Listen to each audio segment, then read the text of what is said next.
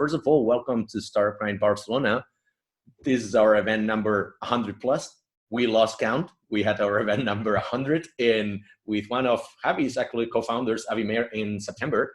And of course, maybe thanks to the pandemic, quote, quote, we accelerated the number of events we're doing. We're doing them online now. I know you all miss our offline events. We all miss you. We miss seeing people, but safety first, people over business. That's what we believe at Startup Grind. That's how we roll here.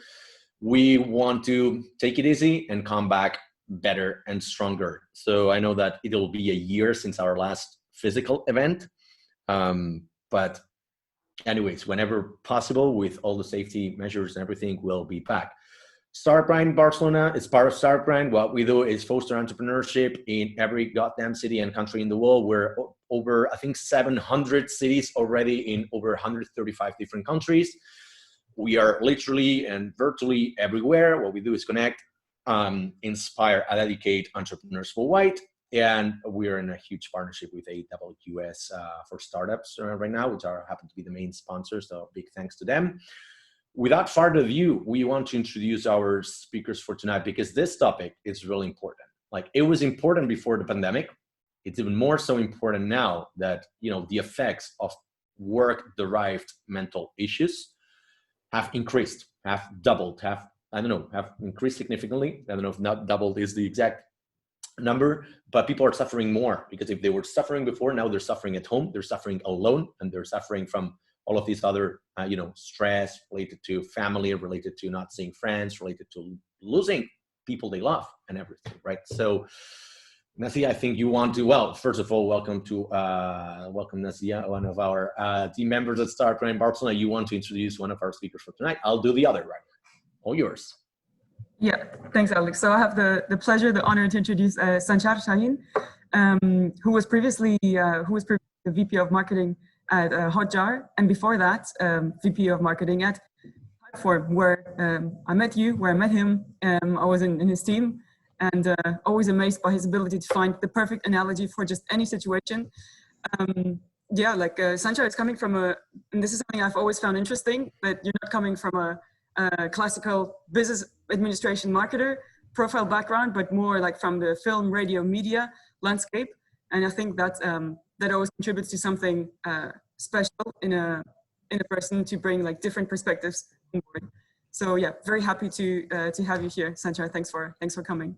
Thank you, Nessa. I appreciate it. And great intro, and nice to see you again. And the other speaker, you know him already, although he looks a little bit different from the last time we saw him at Startup Grind Barcelona. First time we hosted Javi.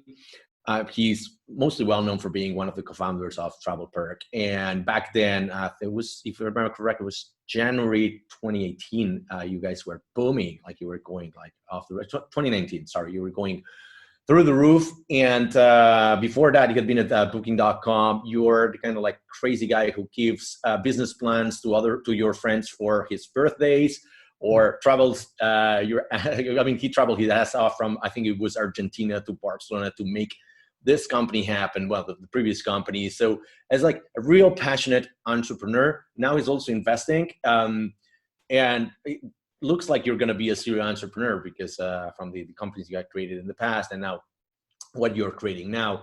I think we need to hear from you guys, from the two of you, what is Oliva? Because it's literally the first time we interviewed somebody with a new venture. Not a lot of people have heard of. Usually we interview people with companies over 100 employees or more than 10 million in annual revenue, right? So this is quite the exception, but we really wanted to talk about this topic. So, well, first, welcome to Startup Grind. And Javi, maybe you want to start by describing what is Oliva?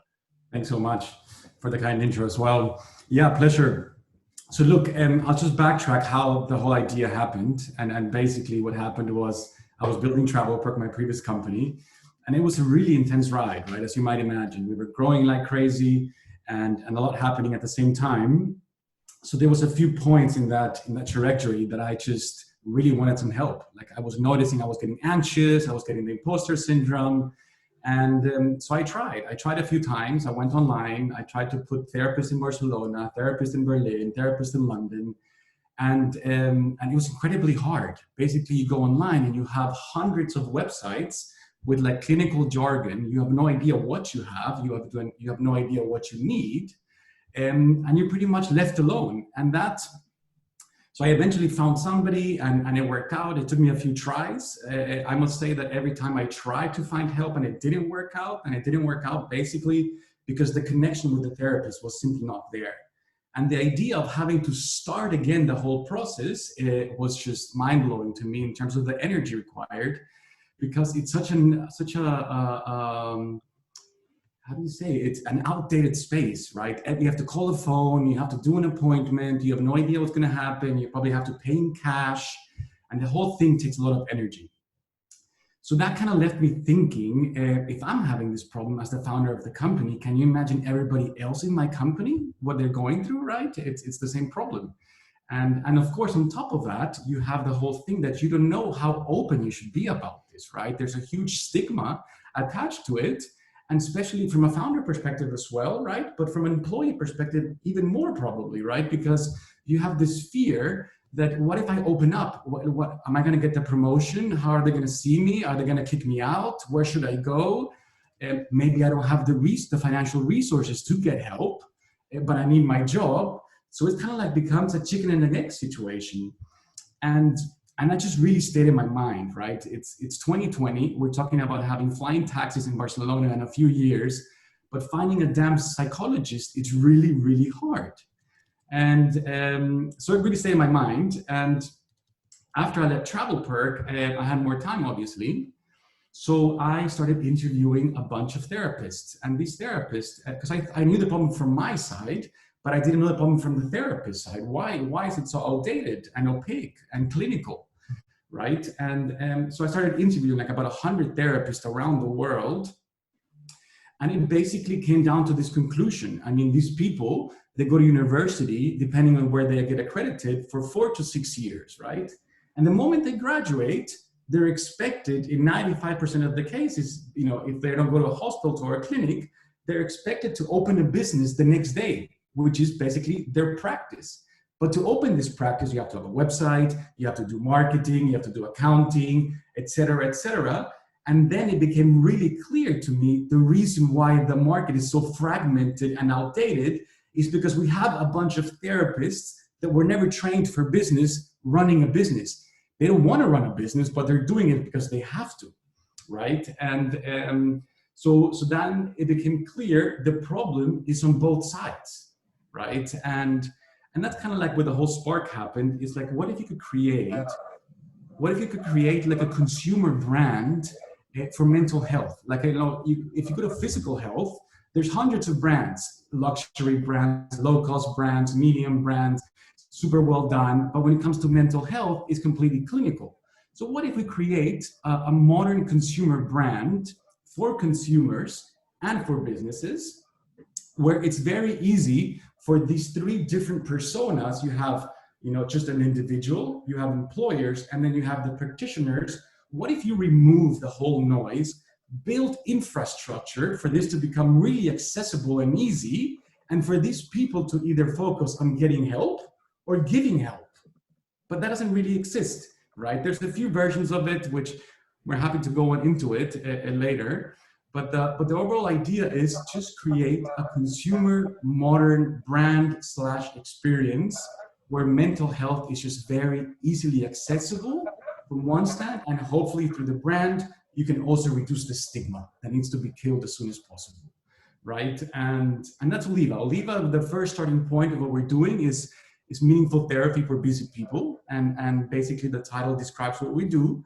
Is we just make it very easy for busy individuals, and to be clear, busy could mean a mother, a professional, any person that has limited time and don't want to spend hours and hours Googling how they should access help. They should come to Oliva, because all you have to do is literally, you have to show up, make an appointment, and you don't have to pick your therapist, think what you need, with the risk of getting it wrong, obviously. You first come to us and you say, hey guys, I think I need help. I'm not sure what I need, but this is what I'm feeling. And we basically do an in-depth survey before to get a bit of attributes on how you're feeling, right? So in terms of anxiety, in terms of depression, in terms of habits. With that data, then we do a matching session where we bring this client with the clinical psychologist, and we go deep into these points, just to really truly understand what is the issue and what do they need.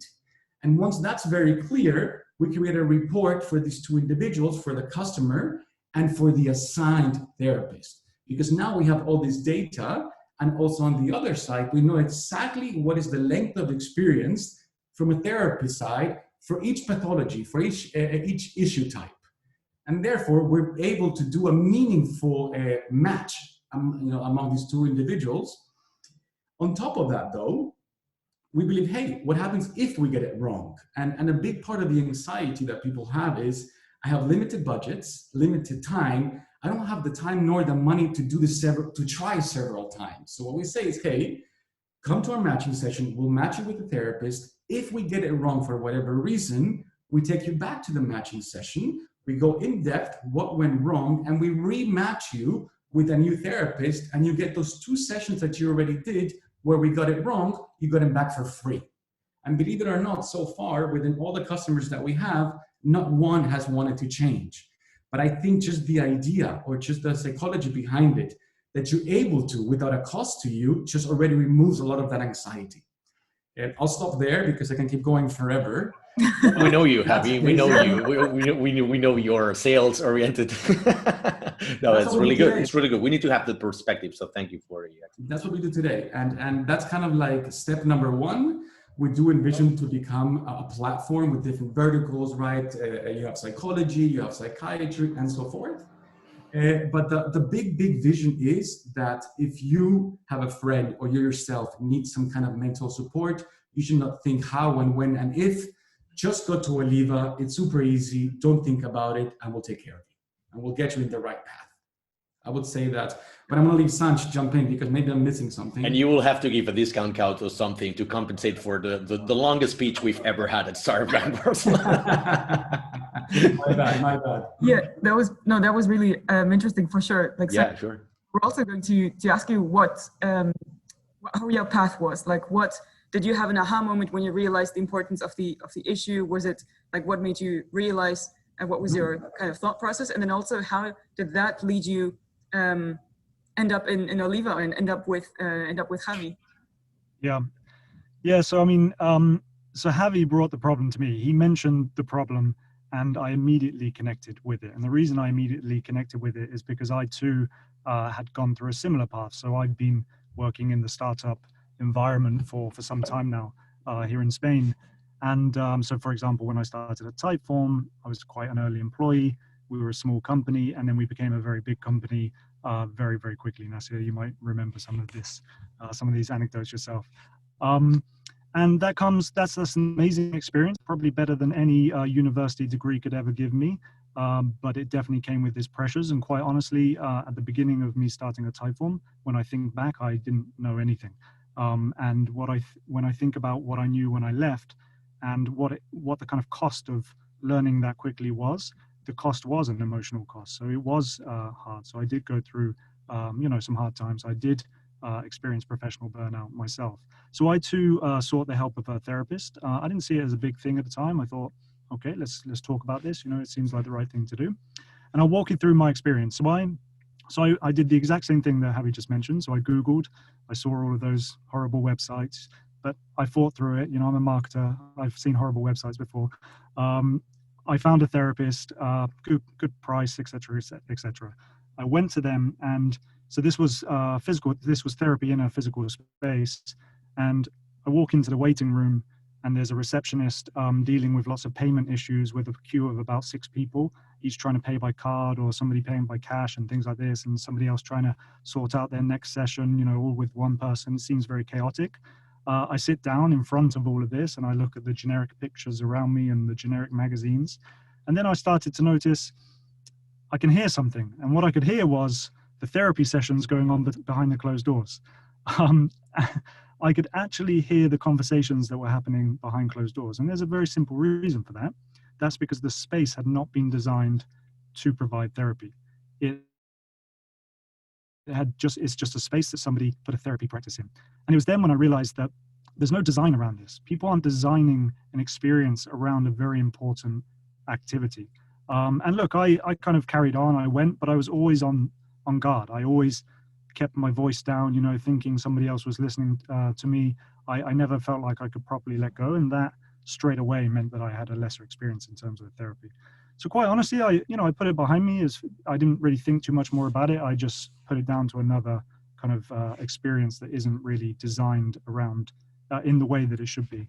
But then when Javi mentioned to me what he just said very eloquently just now in his sales pitch, when he told me that, I just it clicked for me straight away. You know, this is clear. This wasn't just an isolated experience for me seeking help from a therapist. This is a problem that is much bigger than that, and it means there's a huge problem to be solved. So yeah, we connected straight away on the problem. We connected straight away on the vision, and we connected straight away in terms of what complementary skills we could bring to the table as well to make it happen. Circling back to what Javi said, he had a really good point, right? Is that, you know, therapies, if you Google, there's literally no value proposition. They all look the same, right? Maybe one has got a better website, the other one maybe is cheaper, whatever. But therapies are kind of like dentists. They're kind of also like a repairman and everything, that you go to them through recommendation. You literally just don't Google. Like, mostly you will ask your friends first, like you go to a therapist or something like that, or maybe not, because this is a taboo, maybe not in the business world, but at least, you know, if I want to change dentist, I will ask my friends. If I want to take my car to be repaired, I will just not Google that kind of things. I will just ask my friends, because it's something that you build with trust. And you know that these people, they're really good at what they do, but they're not good at marketing themselves, right? So most likely their websites are not good. They're not even on Google. Their phone is wrong. The information is outdated, whatever, right? So are you actually, like, you know, the pandemic also helped to sort of accelerate their presence on the internet, because before that they were like, yeah, whatever, you could just walk into the clinic or whatever. But like right now, no, right now you need to have a website. You need to be advertising yourself on social media, or at least have a sort of, you know, the Facebook / WhatsApp, customer support, things like that. So do you see that this is happening as sort of the digital transformation in this sector, or still word of mouth, it's still going to be for therapy? Just what's your take on it, Javi? Like, is it, people talk about, they recommend therapists, or they keep it as something private? Is a taboo? I don't want to recommend it to friends because I don't want them to know that I go to one. So yeah, it's a great point. Look, the problem is that there's a huge difference between recommending a dentist and a therapist, because the dentist, it can be, it's a bit more generic, I would say. When it comes to therapy, your issue and what works for you doesn't necessarily mean it's going to work for the issue and for the personality of your friend. So in many cases, these referrals get it wrong, right? And I think that's the first part that is a bit dangerous about recommending a therapist to a friend, is that you really don't know if that's the best match for them. So that's exactly what we're trying to eliminate. You not having to say, hey, go to Julia or Peter, my therapist, is you just say, go to Oliva, because I don't have to tell you a name. They'll find the best one for you, right? Nevertheless, coming back to the stigma point, there's definitely stigma, right? And only the brave, regardless of business even more, but also from a personal perspective, in many cases, people are afraid of opening up and asking this stuff, right? So if you don't have that courage, and you have to go online, it's a big problem. It's a big problem, and it's very complex. And I do agree with what you said, that is accelerated the transition from offline to online. A lot more people that were before completely against doing online have now had to do online, and they've noticed, hey, this actually works, right? So that's definitely been the positive side from COVID, I guess, that people are accepting and are willing to at least try online. But yeah.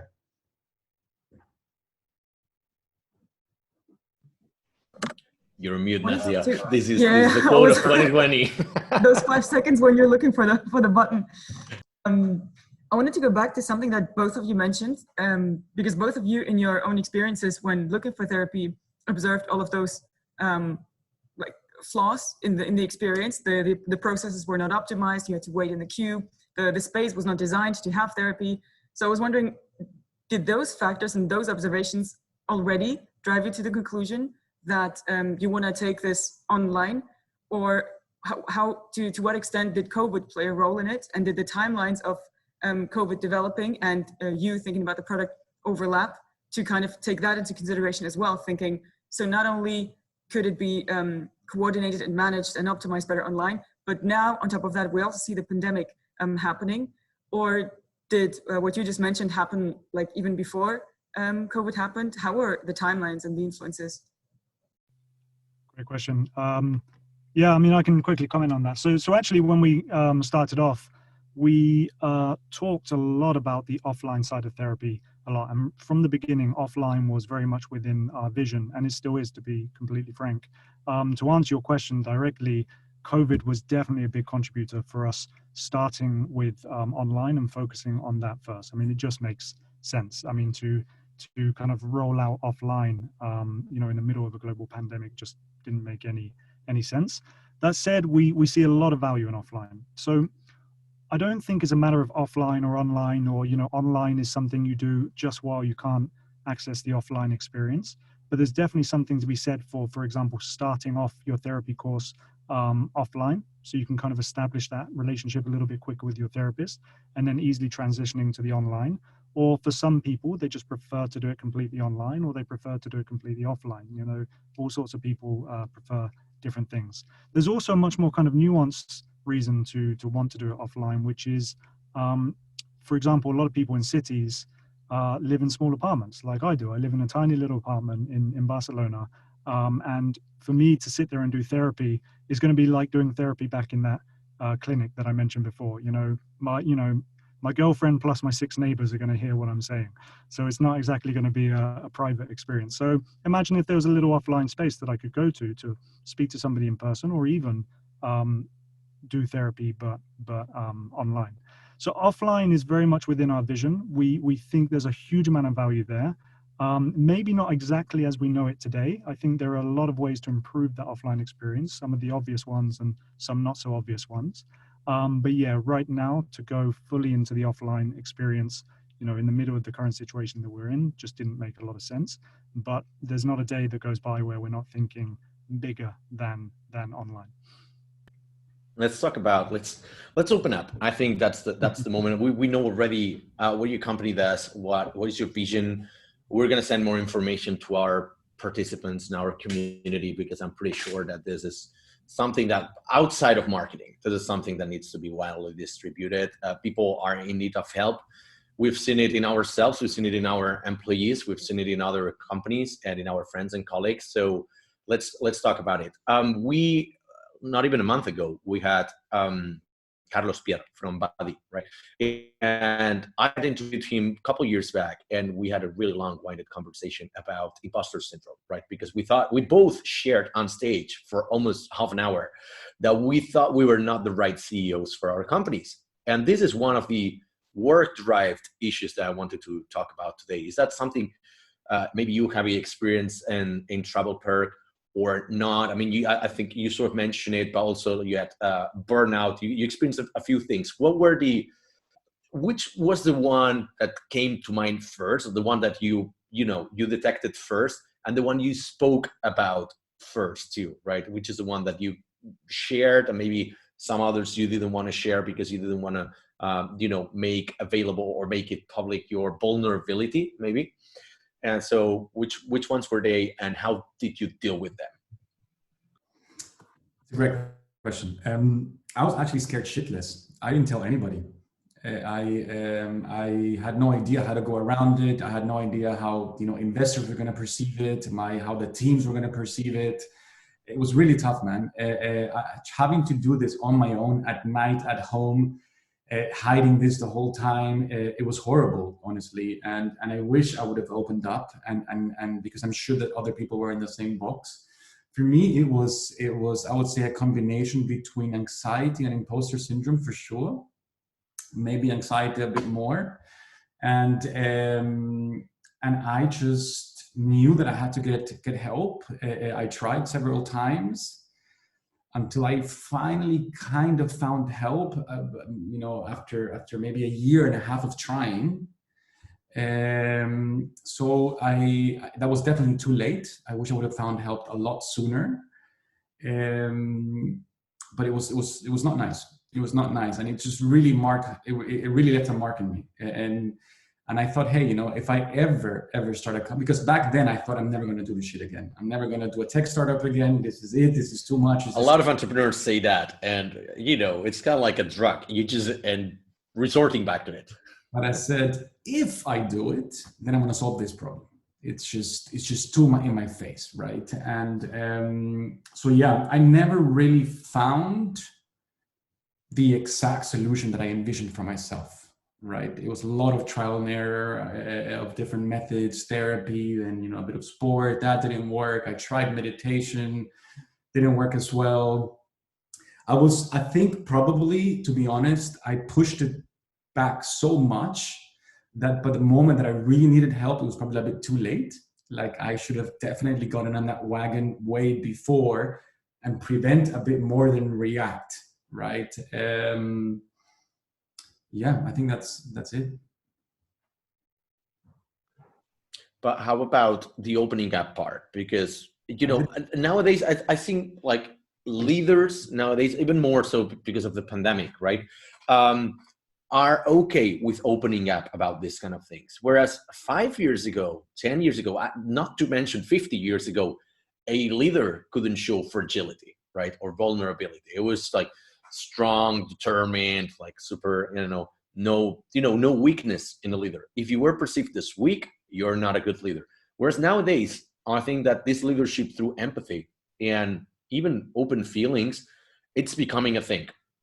I'll share you an example. Like I think it was May when I was kind of like, I was down. I was down just because of the pandemic situation, right? And I had my moments of doubt as a CEO of my company, and I kind of like broke it down to my employees. I shared a private post on Basecamp saying like, look, I think I failed you as a CEO. I think like because we weren't selling projects for a while because of the pandemic. Nobody was buying shit, right? I said like maybe this company deserves another kind of CEO, and this is how I'm feeling. And that in itself was good therapy. Like I thought it was a risky move. It could go really well. It could go, I didn't think about whether it could go one right or left, right? But it could go really wrong. It ended up being self-reassuring because, the message back from the employees was more than positive, and that made me feel like, wow, maybe I just overreacted or something, but I needed to get it off my chest, right? And I think that the reaction I got from most of them is like, thank you for creating an environment where these things can be talked about. And now we're more open in the company to do so. Have you experienced something like that at TravelPerk, or how do you think the new leaders and the new world we're starting now will behave from now on? So I definitely felt like that at TravelPerk. But I didn't have the courage to do what you did. I kept it for myself until the last day. It's actually now the first time that I voice it, to be quite frank. But I think that luckily one positive thing that has kind of like just put it in the face of everybody is this pandemic. Is like, hey, before people might have thought, leaders might have thought, hey, maybe I have some mental health issues in the company, but it's all good, it's all under control. And now things are just really popping up, right? Like literally people are seeing how employees are falling down and need mental support. If I yesterday read a survey from PricewaterhouseCoopers, and in the US, 76% of all the companies they surveyed have made mental health a top priority, right? And that for me is massive. That illustrates really the importance that it's becoming. I think it's the beginning of a real movement. Nevertheless, I do think still that we have a road ahead in terms of stigma, right? It's one thing is to say we make it a priority, and another thing is to train the entire organization and to really instill it in your values and actually live those values. And I believe what you did, Alex, is exactly that. It's like, hey, I'm feeling shit, I'm not sure this. And just by doing that, you're creating almost a value, right? You can say these things, we're open, right? And so I think that people are starting to learn that it's just a fact, right? If you think about it, you have 1 out of every 5 people has a mental health issue. So that means that just by looking in your office, you know 1 out of every 5 has it. And by not addressing it, you're losing a lot more from an economical standpoint and also from a culture perspective than addressing it. And I think that's kind of like the realization that people are doing is like, hey, the problem is here. We might as well attack it before it becomes, instead of just 1 out of 5, 2 or 3 out of 5, which this pandemic has brought forward. So I think things are going in the right direction, but I still think it's very early days in this movement. But I think, if I could just chime in there, Alex, what you were saying as well, that trend that you've observed in leadership where people, can feel like they can be more authentic in a way. That's essentially, I think, people starting to realize that you don't have to put on this fictional character to be in a managerial or a leadership position. And I think that's something that was definitely the case for a long time. If you think back to the 80s office, for example, and the idea of what a manager looked like back then and how they acted, you had to kind of put on this persona. And I think people are starting to realize, well, actually, that's not what endears people to people. If you think about when you meet a new person at a party or something, who do you warm to the most? Is it the person who's talking about themselves the whole time, saying how brilliant they are, saying how successful they are, how much money they have and how perfect they are? Or is it the person who has a hint of vulnerability, who has, some authenticity about them? And, let's be honest, to be authentic is definitely to be imperfect. There's no perfect people out there. So I think people are starting to wake up to authenticity in leadership. And I think this is also a trend that's being brought forward by brands as well. Brands are definitely, I think, consumers are demanding this more, which is why these movements are happening from brands. But brands are adding a lot more authenticity into their marketing. So yeah, I think it is happening internally. But as Javi said, that stigma is still a huge problem. I don't want to reel off a load of stats, but there was a recent report that it was something like 80% of people in the workplace would not feel comfortable talking to a manager about mental health issues, versus about 30% that would not feel comfortable talking to family or friends. So that 30% is still very high. 30% of people that won't talk to their families or friends, but compare that to the 80%, as soon as you cross that threshold, or now that virtual threshold into the office, suddenly, your guard is up and you can't talk about these things. And I think on the other side of that, we also have to be a little bit careful because we have to be careful not to make things like burnout and imposter syndrome this kind of badge of honor. And I think there is the risk of that, because a lot of podcasts and things like this, you get people in what seems like a successful position from the outside talking about these specific issues. And then it kind of becomes this, okay, so like to be successful, you have to have been burnt out and you have to have experienced imposter syndrome. So I think there's also a sense of caution we have to have, that we don't kind of make this, we don't glamorize those issues in a way. It doesn't matter who you are, what position you're in, how much money you earn, you can experience these issues. And we're losing you a little bit. Okay, you're back now. Yeah, I think we lost. I finished and I was waiting for somebody to say something, so I don't know how much of that you got. All right, no, I mean, I think it was the last 2 sentences, and I thought something really important came, and we're like, it's coming now. Don't worry, I rarely say important things. You get the point. You got the point across. Yeah. No, totally, like a plus one on what you said. And now I'm wondering how it was in your case, because you mentioned of course, through co-founding Oliva, and before you already had the awareness and you already seen the importance of showing vulnerability in a leadership position. Did you find yourself in a similar situation as Javi? How did you approach it? And being in a leadership position, being part of the leadership team in several companies, did you find it difficult to open up, or were you already in that mindset that we just mentioned back then, and it was a bit easier for you? Yeah, good question. Maybe you can answer this better than me, Nasir, actually, because you are working in the marketing team. She's still a Typeform. Is that why? And you left? Maybe as an observer, you would be better answering this question, but I'll tell you from my perspective. So I consider myself to be quite well, very liberal, progressive. You know, I've never really been afraid of talking about things in general, but then there's a limit to that, yeah. And you know, I definitely found myself holding things back, and I definitely didn't find myself going into work and, you know, letting go of all of my problems and being completely honest about the way that I was feeling at particular moments. And look, I used to have good conversations with people about these topics, and that's why, again, we have to be a little bit careful, because I had plenty of conversations about the importance of talking about these things. I talked more about the importance of talking about these things than I did actually talking about these things. You know, so it's easy to kind of talk about how important it is to talk about you know, your struggles and your imposter syndrome and all of this kind of stuff, but it's not so easy when it's crunch time and you have to actually talk about those things that are personal to you. Because I think both Alex and Javi mentioned this. You know, you risk, you're creating a bit of risk. Like, how is this going to be perceived? Yes, in the moment I'm going to be perceived as authentic and a real person, great, but then am I going to be looked at as weak later on? Am I going to have fewer opportunities come my way later on because I'm seen as a less stable person to be doing this job?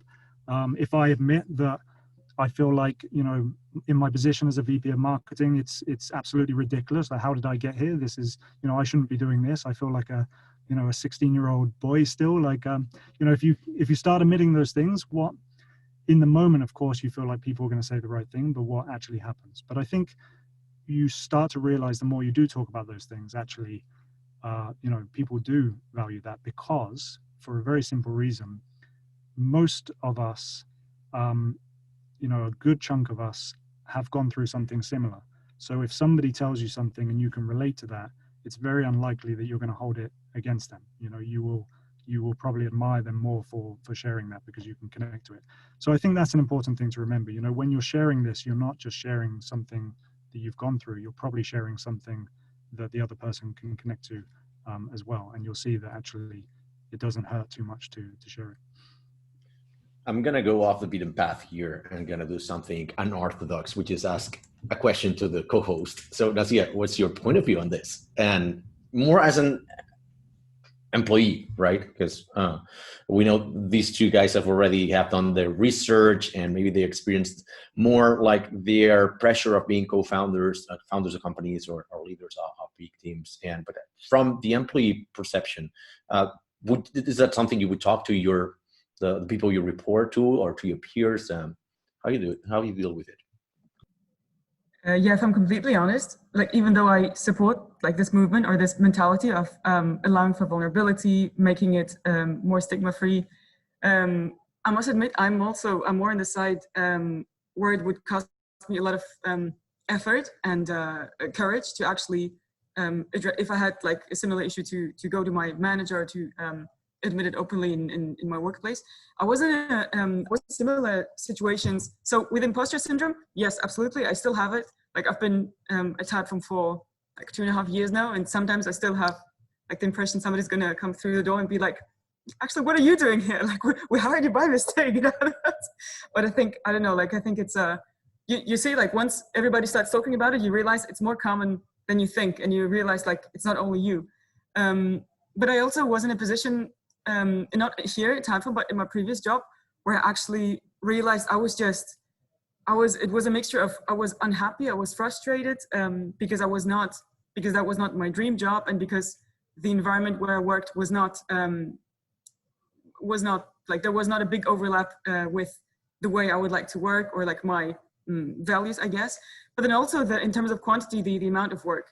But because I was in this mentality of like, I shouldn't show any weaknesses, and no, I just have to power through it, and I need to prove that I can perform, and I need to prove that. There were phases when I was just going home and I just didn't have energy, like neither physically nor mental energy to do anything anymore. And in there I realized like how that I needed to change something. And in my case, it was look for a new job and change companies. But then I realized how dangerous this can be, because I don't know, it feels a bit like this issue sucks out the life out of you, because you also don't have the joy for the other things that are outside of your work life anymore. So even though I was never a co-founder, I was never in a leadership position like you guys, but from an employee perspective, I've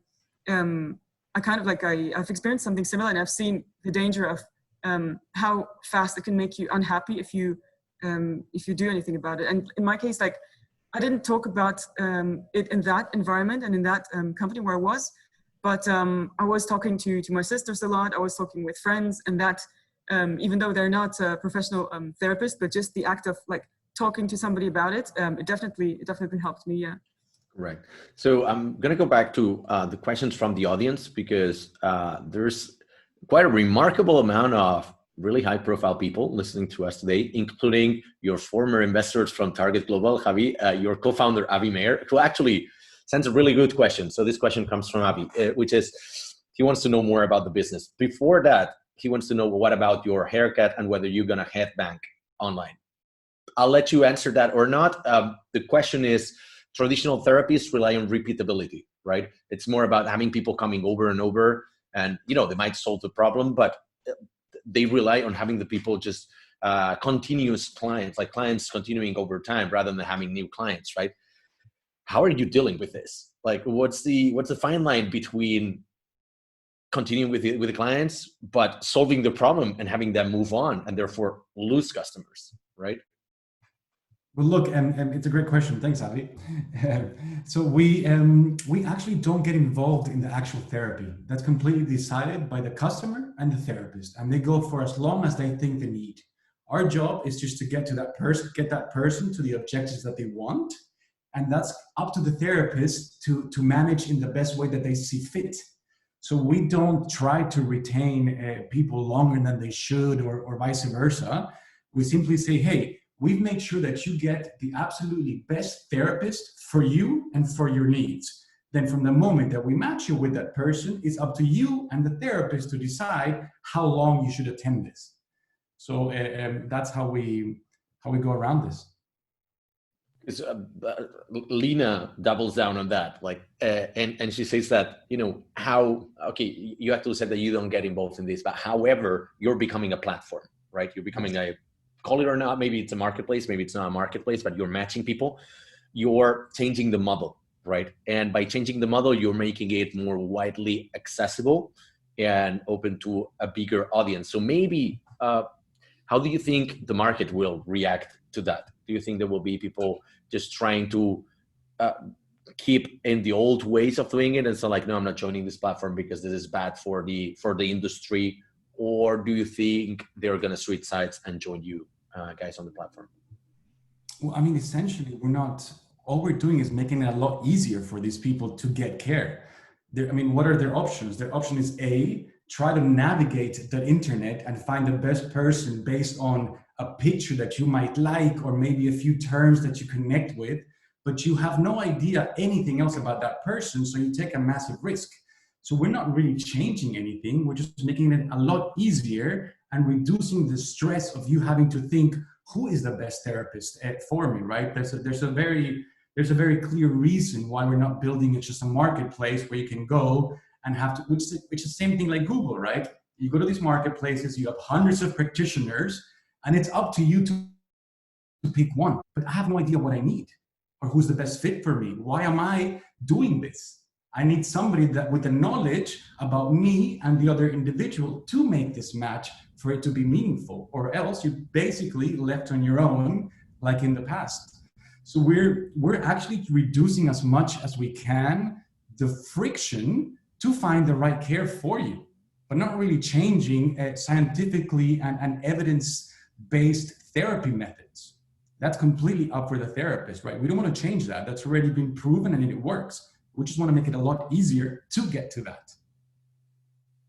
And how about, because Lena is asking really good questions related to the business part of it. So if you're a marketplace, it will happen, or it might happen like the Airbnb effect, right?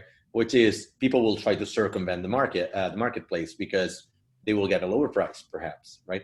They know they lose the warranty. That's what it happens. And therefore they will not be able to claim anything and whatever, but people still fucking do it because it's cheaper, right? And it's more convenient. And the marketplaces tend to be super protective. Then they try to, blur out all the email addresses, any kind of contact details. They censor you in the chat. They give you warnings. The more protective they are, then the more people feel like they should circumvent it and just do business all the same, because you build a relationship with your therapist, and then eventually their stress is like, fuck the marketplace, I don't need this anymore. How do you envision this will pan out in your company? Yeah, it's a great question. So look, the good thing about this is that these people, the last thing they want to do is do business and marketing. So it's not like they're business people. They're trying to find how to make more money in cheeky ways. If they do that once, we'll catch up to it pretty quick, and then we just terminate the relationship. That was that. They get no more new customers. They get no more invoicing tools. They get no more, payment tools and all this stuff. So we talked extensively with our therapist about this when we were thinking about this business, and they just don't see the benefit in stealing 1, 2, 3 clients, because they're a psychologist for the next 20 years. So they will need customers for the next 20 years. They will need to do payments and invoicing for the next 20 years, marketing for the next one. They don't want to do that. So they see no real value in trying to go around us for 1 or 2 customers, because it brings them nothing. But you're right about this, but there's one thing that happens, which the problem comes at scale, right? At the very beginning, you will be, yeah, but I'm giving you that. You will be super patronizing with the people in your marketplace, because obviously all the added value is on your side. But as these kind of marketplaces or platforms scale, thinking of Amazon, thinking of Uber, thinking of Airbnb, they come to a point in which they don't need those many people on the platform anymore. Therefore, they change the policies, they change the pricing, they change this and that. They start giving that 5-star or 7-star support to the people on the platform, because they're having so many options now, right? So this balance between not having enough people, therefore caring a lot about them, which is the stage where you're at, and Airbnb or Uber, which is like literally we just don't care anymore, and we're just going to drive down the tips or the prices, whatever. And that's why all of these gig economy platforms have some sort of flaw over there, is that precisely they don't care that much about people. I'm not saying this is your case, because yours looks more of a high end of the spectrum in the kind of things that you can acquire there. One thing is taxi rides, but the other is like therapies. Like, this is fucking serious, right? Like, it's your brain. You only got one brain, so better treat, right? So, but do you think this problem will come at scale, and how do you plan to solve it? Look, we'll cross that bridge when we get to that scale. For now, we truly think that there's enough value that we can give to these people through the journey of this process, right? It doesn't end just by making the match and giving the client. There's technology you can give to these practitioners and to the customers to make, for example, in-between session care really easy, right? And therapists will never come up with this. Or, for example, you can create a library of resources where these therapists can have access and simply send that to the customers. Today, they have to create these resources on their own. So the great thing about us is that the value doesn't stop at the moment that we make a referral. They're still completely under our technology, and they're using our resources to make sure that that therapy goes as smooth as possible. For now, we really see no indication of how they would circumvent around that value to make a few more bucks, right? And I don't think it's very comparable to these other marketplaces where the value really dies once you've made that connection with those 2 people, right? The supplier and the demand. And in our case, the journey is much longer, and there's a lot more taking place during months. So to be honest, it's not really a concern that we have and that we're seeing. Hey, but I'm happy to talk with Lina and Avi in detail. They have my WhatsApp. They can reach out whenever they want, and we'll go into detail. And they can invest whenever they want, right? You know how to make that money. That's a good background. Sançar, I just had a quick marketing question to you. I assume you are the one leading the marketing efforts around Oliva. Given that it's such an interesting product and also new in its kind, what was the initial strategy that you how you thought about marketing this product, and how it's going so far? Yeah. So yes, to answer your first question, so I'm leading the marketing effort, but essentially what that means is tapping into the demand and doing that in sensible ways, and with the usual looking after your unit economics and all of that kind of boring stuff. What I find much more exciting is the opportunities on the brand side. So we've talked about stigma a lot. I really admire brands that bravely try and break down stigma. So Durex has done it for sex. Bodyform has done it for women's health and periods. You know, there are plenty of these brands that are really bravely kind of going out there, putting taboo subjects right in people's faces, talking about it. And the best way to break a taboo is to just talk about it, to expose it, right? And this is where I think we have an amazing opportunity with Oliva, just to be bold and unapologetic about talking about mental health, but not from the usual point of view that, in my opinion, a lot of brands do it. So a lot of brands do it from the, I don't want to badmouth other brands, but like this is a personal opinion, that a lot of brands do it from the point of view that they are the ultimate holders of truth in terms of what happiness is. And you see all of these like inspirational quotes with, you know, backgrounds of people running along a beach and, you know, some clouds hovering over a mountain or something. And, you know, on a daily basis, we're being told in little bite-sized quotes how to be happy. I don't think that's what a brand should do in this space. I think a brand should be on the same level as the audience, should learn with the audience, should be relatable for that audience, and be authentic as well. We talked about this in leadership, but I think it's important in brands as well. So this is, for me, what I think the exciting opportunity here is, to actually start chipping away at the taboo. I'm not saying we're going to do it alone. I don't think many movements are done alone, but we would love to be a part of that. And if we can play a small part in breaking down the stigma around talking about mental health, then that, in my opinion, is a very successful marketing strategy. I could talk about all of the kind of more boring stuff, but I don't think in the next 3 minutes that's what everybody wants to hear about. No, that's really good. And I just wanted to give a quick shout out to all the friends and colleagues that you guys have, that are not only online and watching, sending questions, but only bombarding me on WhatsApp. It's like, hey, yeah, like I know them, and can you ask them this question? I think this is the first time this happens, like getting a real-time question on WhatsApp. And so it's so great. That speaks at length about the trust you've built with the people around you, and that I'm pretty sure that you're going to be successful in trying to change the games of this, the rules of the game in this industry. Last question, you know, we always ask a weird question at the end, but I think this time I'm just gonna twitch it a little bit, because it comes with a message, right? Usually we ask for the useless superpower. It's our brand. We know Javi's, we don't know yours, Sançar, but I think we're touching on so many complicated issues here. And one other question that we've got, our brand, is that what's your biggest fuck up, right? And whether you can quantify it.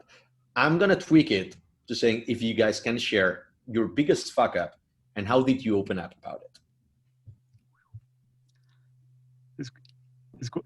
It's quite funny, because I got a message from a friend just before the event saying, good luck with Startup Grind. Don't forget to prepare for the question at the end about your biggest superpower. We're going to tweet about it. Like, we're going to ask you on Twitter. Don't worry. My answer was going to be, well, I don't have one. Whoa. So being super humble, right?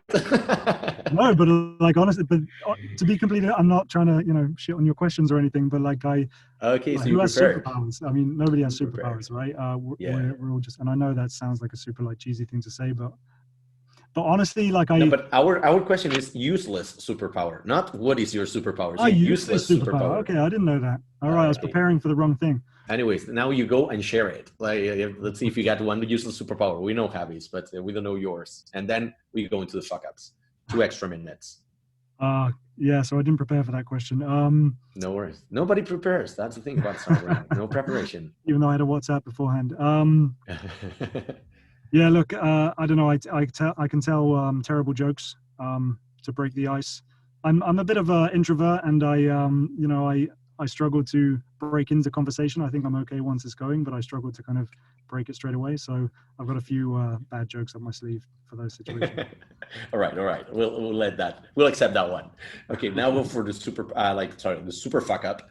And how did you open up about it? How did you share it with the team? How did you deal with it? And was it something that affected you? How did you have one? Yeah. 1 minute each. Just let's do it fast. You start. Thanks. Oh man. I don't know if I have loads of fuck ups rather than just one big one. But look, I mean, you know, at Typeform, like I was just constantly making mistakes. Hired too many people, spent too much money, you know, sold an idea that was the wrong idea to sell.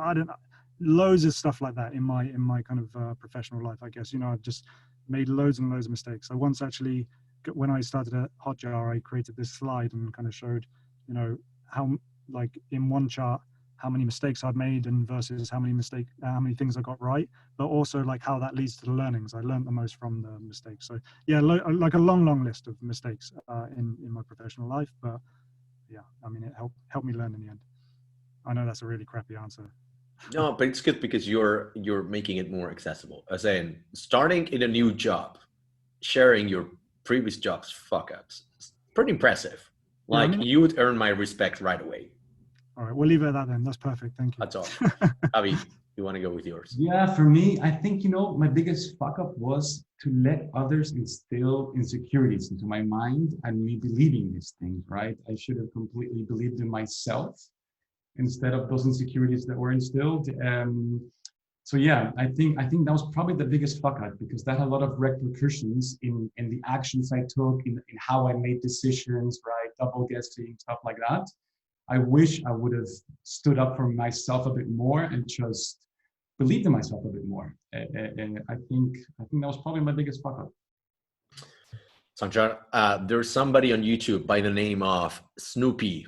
I don't know who that is. It's hell yeah, Sançar. So it's probably somebody who knows you really well and can attest to what you said. So it must be their gangster name. All right.